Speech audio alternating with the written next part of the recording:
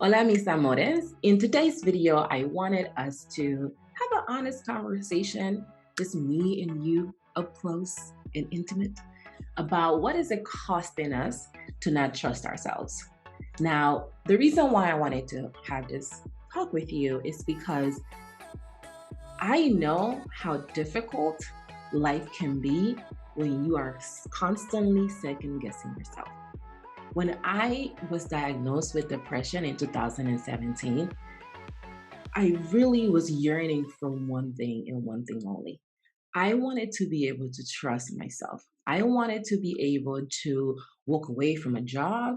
I wanted to be able to walk away from relationships. I wanted to be able to walk away from people and have boundaries without feeling shame, without feeling guilty.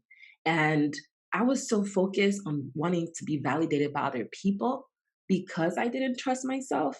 I was so focused on wanting other people to approve of me in my actions. I was so focused on wanting other people to dictate how I live my life that it literally drove me to a very dark period in my life because I had no idea who I was. And that's really what the cost of trust is to many of us. We lose sight of who we are. We tolerate behaviors from people that we wouldn't tolerate otherwise. We stay in relationships way longer than we know we want to because we're afraid of being on our own. We are afraid of doing the wrong thing. We are afraid of turning our backs on people. We are afraid of hurting others. And that entire time, we are doing those exact same things to ourselves. So I want you to think about, what does it cost you not to trust yourself? What is it costing you in your business? What is it costing you in your romantic relationships? What is it costing you with your family? What is it costing you with your spirit, with your body, with your mind? A lot of us don't take time to sit and reflect on the cost of constantly questioning if what we are doing is right for ourselves. And there's a difference between wanting to get feedback, there's a difference between wanting to flush out ideas and brain dump versus needing people to okay every step you take, right? And when we don't trust ourselves, it shows up in many different ways. It shows up like you not taking action in your business.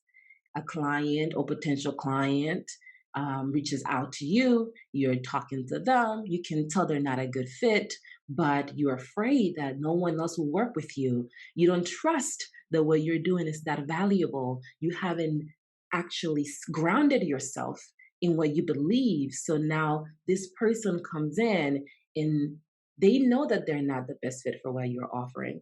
They know, you know, that they are not willing to invest what you know is necessary to get the results. But yet, because that self trust is not there, you take them on. You don't honor your value, you don't honor your worth, and you position yourself in a place where you're not the most successful because you're afraid of not having enough. You're afraid that someone else is going to notice how much you don't trust yourself and that they're going to think you're a fraud and you don't show up like yourself. You're not authentically who you are because you're constantly scared that if someone gets to see who you really are, they may not like it. And if they don't like it, then you're afraid they're going to leave you. And you think that there's something wrong with you because of that. Or at least that's how I felt. And I desperately wanted to exit that space. And it can be very difficult because I had never thought about what it was costing me to doubt myself consistently, what it was costing me to allow negative talk to just roam freely in the mind. I wasn't thinking about what it was costing me to not honor my word to myself. I wasn't thinking what it was costing me to put myself at the last place in my to do list. I wasn't thinking about what it was costing me to continue to sacrifice the things that I wanted to do in the name of living a legacy for somebody else. I had never thought about those things. And today, I really just want to take a moment and encourage you to take some time to think about those things.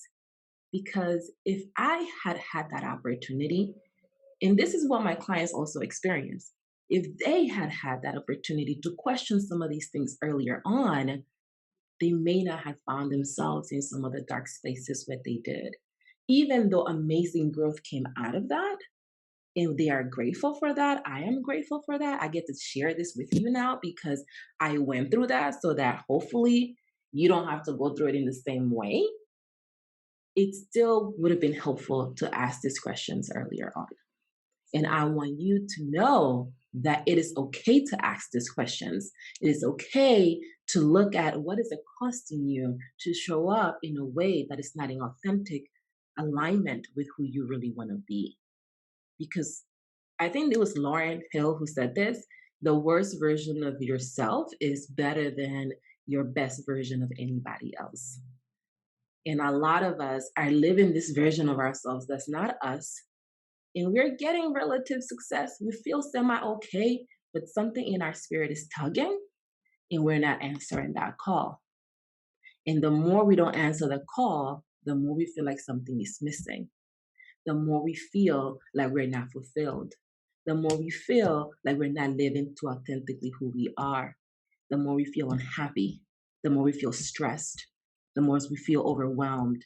The more we feel burnt out.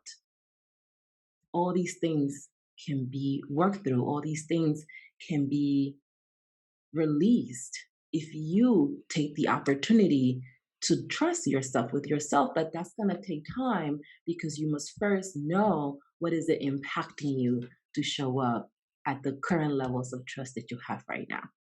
And I wanted to give you an opportunity to just kind of hear from another person's perspective as to what this has looked like.